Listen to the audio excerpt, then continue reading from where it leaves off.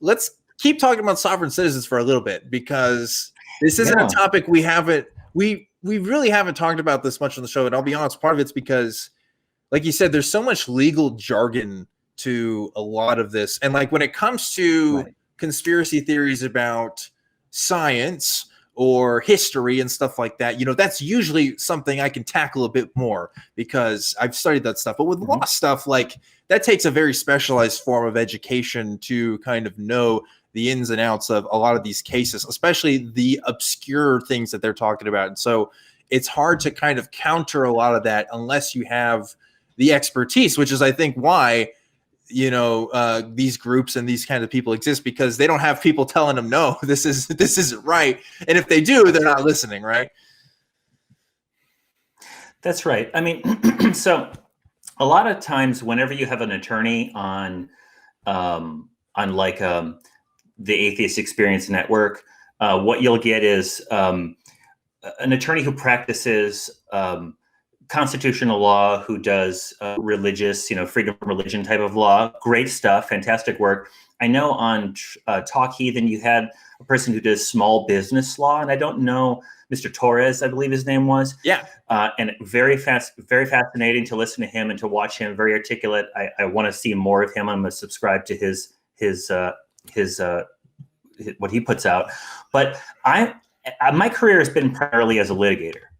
And so it tends to be whatever sort of comes through my room, right? What is it that I'm encountering? And some of the things that I've seen was sovereign citizens making arguments on what would be ordinary things for me, but for them, they turned it into something magical. Like, for example, one of the things that the sovereigns really love is the flag, the United States flag, okay? One of the more well-known things is if there's a flag and it has gold fringe on the flag, okay, that is a court secretly sitting in admiralty. What? Admiralty is the law of the open sea, right? Okay. It's a cousin to international business law, right?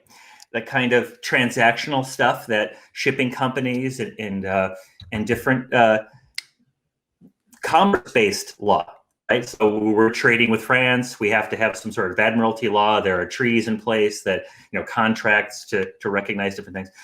And so if you are in a courtroom and that courtroom has gold fringe on the flag, then that is a court that is sitting in admiralty, and the laws of the United States and the laws of the state do not apply. So they say. Wait, hold on. Wait, so because you put a flag up, suddenly the entire court's rulings are just null and void? Like that's the actual, like what's the backing behind this? Yeah. Where does this come from? I used to know that. I think it's kind of traces back to the U.S. flag and used in naval exercises, and maybe originally when they had gold fringe on it, it had something to do with heraldry or signal kind of stuff. But I don't know that now. And so the reason why they say admiralty, right? This ties in with their notion that the secret law that governs all laws is the Uniform Commercial Code. This is my favorite thing. So the Uniform Commercial Code is a series of proposed laws that a bunch of law professors and legal scholars get together and they say, okay, we've got, let's say, buying and selling of goods, okay? What would be the ideal form of when does liability for a good, when is a good transferred from the buyer to the seller, let's say? And each state will look at the Uniform Commercial Code and say, we like that law, but we're going to change it. It's, upon receipt of the good, or it's upon shipment of the good, or it's upon some factor, unless it is contracted for, right? And so they cite to the Uniform Commercial Code as commerce as the underlying basis for all human interaction. And so when they tie that back to admiralty, they're tying that to international transactions, international business, selling your birthright to international business in exchange for bailing us out during the Depression it's essentially an international Jewish conspiracy in disguise. That's what I think they're arguing. Whoa. Right Okay.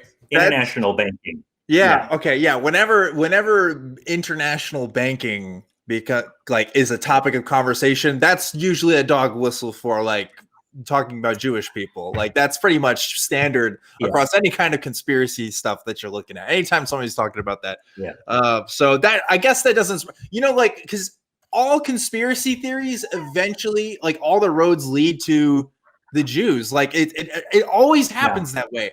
I don't know why. Yeah. Like every single, like the flat earth stuff, the sovereign citizen stuff, the gang stalking stuff, it somehow it ties back there. I don't know why. The spear of destiny. Yeah, it's really crazy. I think we are fixing our call issues here, and I think we're ready to go back to doing some calls.